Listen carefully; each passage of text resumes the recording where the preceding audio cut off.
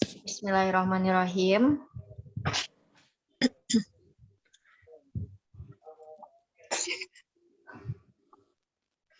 Ayo cepetan, jangan ketawa. Ya. Coba ditempel dulu tuh mukanya tuh pakai selotip. Kayak Terang banget TikTok. muka lo ya. Kayak lampu neon. Biar glowing aja. Bersinar terang banget nih. Yuk. Ya. Assalamualaikum warahmatullahi wabarakatuh. Waalaikumsalam warahmatullahi wabarakatuh. Assalamualaikum warahmatullahi wabarakatuh. Akan kami dari kelompok 4 akan mempresentasikan PPT kami, yaitu analisis film The American Meme, yang beranggotakan saya sendiri Bunga Dea Puspa, Nur Hanifah Ramadan, Aldona Veronica, Hafida, dan juga Nurul Fatona.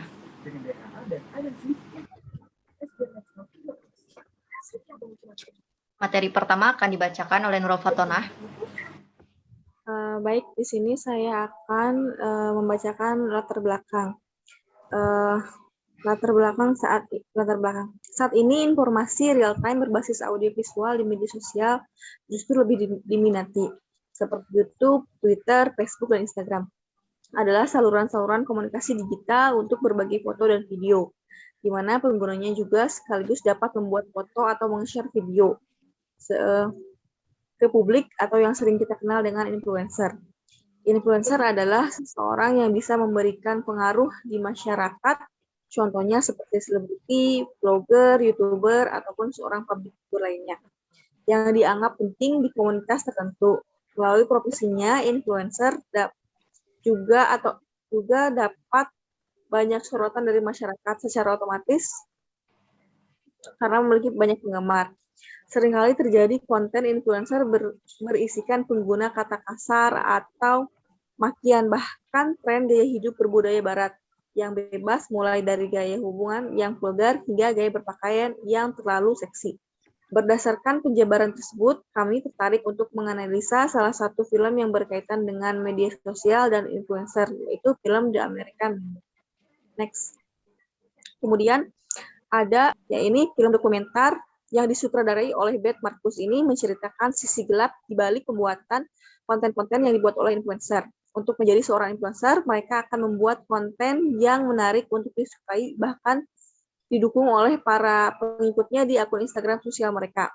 Film ini menampilkan beberapa sosok mega bintang, mulai dari Paris Hilton, Josh Ostrovsky, Britney Furlan, hingga Kirill Bikutsky, menggambarkan berbagai kesulitan yang mereka dapatkan untuk mendapatkan dan mempertahankan perhatian dari ruang sebagai influencer di ranah digital. Film ini juga menceritakan bahwa menjadi seorang selebriti atau influencer saat ini di media sosial akan kehilangan batas-batasan antara ruang pribadi dan saat berada di dalam konten yang mereka unggah di akun sosial media. Kekuatan media sosial dan influencer dalam satu aspek membawa ruang pribadi ke dalam ruang publik. Hal ini akan membuat terciptanya pembentukan identitas baru. Melalui film ini, kita dapat mengeksplorasi lebih dalam di balik ketenaran yang berhasil mereka dapatkan melalui sosial media. Selanjutnya akan dibacakan oleh Bunga Hafida. Untuk selanjutnya ada landasan teori komunikasi. Teori komunikasi dapat diartikan sebagai salah satu bentuk pandangan serta strategi yang berguna untuk membentuk kerangka kerja dan alat untuk mendukung kegiatan yang hendak dilakukan. Di dalam proses komunikasi, teori komunikasi ini memegang peranan sebagai pembina yang berfungsi untuk membentuk serta merangkai sebuah kaidah komunikasi. Dalam film The American Meme, ada beberapa teori komunikasi yang dapat dihubungkan, yaitu yang pertama, social learning theory atau bisa dikenal teori pembelajaran sosial. Selama beberapa tahun, kesimpulan Clapper dirasakan kurang memuaskan. Penelitian dimulai lagi dengan memakai pendekatan yang baru, yang dapat menjelaskan pengaruh media yang tak dapat disangkal, terutama televisi terhadap remaja. Maka muncullah teori baru yang bernama social learning theory, teori pembelajaran sosial. Teori ini diaplikasikan pada perilaku konsumen yang bertujuan untuk memahami efek terpaan media massa. Berdasarkan hasil penelitian Albert Bandura, teori ini menjelaskan bahwa pemirsa meniru apa yang mereka lihat di televisi melalui suatu proses observational learning atau pembelajaran hasil pengamatan. Clapper menganggap bahwa ganjaran dari karakter TV diterima sebagai perilaku antisosial, termasuk menjadi toleran terhadap perilaku perompakan dan kriminalitas mengandungi kehidupan glamour seperti di televisi. Selanjutnya akan dibacakan oleh Nur Hanifah. Baik, untuk teori yang selanjutnya yaitu the superiority theory of humor atau teori superioritas. Teori ini berhubungan dengan tindakan menertawakan kekurangan orang dengan menjadikannya sebagai target cemooh atau ejekan. Pada prinsipnya, humor sebagai ekspresi superioritas dapat berupa mekanisme kontrol atau bentuk perlawanan. Contoh dari teori ini seperti stand-up comedy yang kita kenal sebagai roasting. Untuk teori selanjutnya, teori uses and gratification atau pengguna dan kepuasan. Teori ini dikembangkan oleh Blumer dan Coates pada tahun 1974. Mereka berpendapat bahwa pengguna media memiliki peran aktif dalam memilih media yang digunakannya. Pengguna media dapat dikatakan sebagai pihak utama dalam suatu proses komunikasi. Dalam hal ini, pengguna mempunyai pilihan untuk menentukan media yang sesuai dengan kebutuhannya. Next. Dan teori yang terakhir yaitu teori koneksionisme atau Thorndike. Teori ini disebut juga dengan teori trial and error. Masing-masing organisme jika bertemu dengan situasi yang baru akan melakukan beberapa tindakan yang bersifat coba-coba secara terus-menerus. Kemudian, jika dalam usaha coba-coba tersebut secara tidak sengaja timbul perbuatan yang dirasa memenuhi situasi, maka perbuatan tersebut akan terus diterapkan sebagai salah satu tindakan yang dinilai cocok dalam situasi tersebut. Dengan percobaan yang dilakukan secara berkelanjutan, maka perbuatan tersebut menjadi suatu kebiasaan dan semakin efisien untuk diterapkan. Untuk selanjutnya.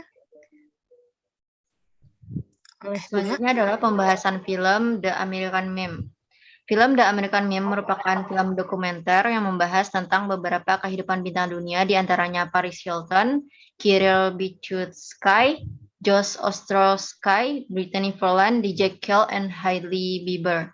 Dalam film ini diceritakan bagaimana awal mulanya mereka bisa terkenal di sosial media dan dunia hiburan dan mendapatkan banyak pengikut, yang mana pengikut-pengikutnya tersebut sangat mendukung mereka sehingga mereka merasa dunia maya lebih menyenangkan. Mereka bisa jadi dirinya sendiri di dunia maya. Namun, nyatanya mereka tidak menjadi diri sendiri, akan tetapi menjadi diri yang disukai oleh pengikutnya. Selama bertahun-tahun, mereka membentuk jati diri sesuai keinginan pengikut-pengikutnya. Next. Masalah lainnya adalah tentang bagaimana seseorang begitu mudah terinfluence untuk mengikuti idolanya, sampai-sampai mereka rela mengorbankan diri dan membeli apapun yang dikeluarkan oleh idolanya, baik itu hal buruk maupun hal baik, tidak disaring lagi.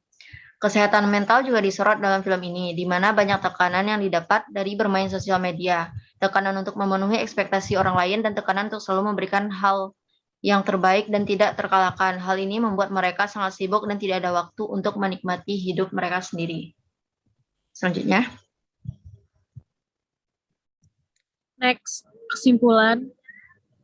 Kesimpulan dari film dokumenter ini adalah tentang mengeksplorasi gaya hidup perjalanan influencer para media sosial yang masing-masing menggunakan platform online untuk mendapatkan pengikut dan menjadi influence di era digital. Film dokumenter ini mengangkat gagasan keterasingan modern di bawah kapitalisme dan mengeksplorasi berbagai materi, yakni seperti strategi untuk mempertahankan pengaruh di ruang media sosial dan kesulitan dalam mempertahankan pengaruh diri, serta penggunaan media sosial sebagai sumber pendapatan. Dari hasil pengamatan, si penonton meniru apa yang ditampilkan dari seseorang yang mereka gemari, mencaci, mencemooh tindakan yang mereka anggap tidak sukai, serta peran penggunaan sosial media sangat berpengaruh terhadap seseorang influencer tersebut. Next. Catatan kritiknya adalah film dokumenter ini lebih mengangkat tentang polemik kehidupan influencer, seperti menampilkan sisi kehidupan glamor, vulgar, yang akan menjadi perbincangan di kalangan penonton, yang mana akan menjadi contoh dan ditiru oleh para penonton tersebut. Kedua, selain visual atau pandangan yang ditampilkan, juga harus sangat berwawasan dan bahkan mencerahkan, menghibur para media, para massa online. Yang ketiga, film ini mengubah cara pandang atau cara pikir seseorang dalam melihat media sosial terhadap kehidupan para viewers atau penontonnya.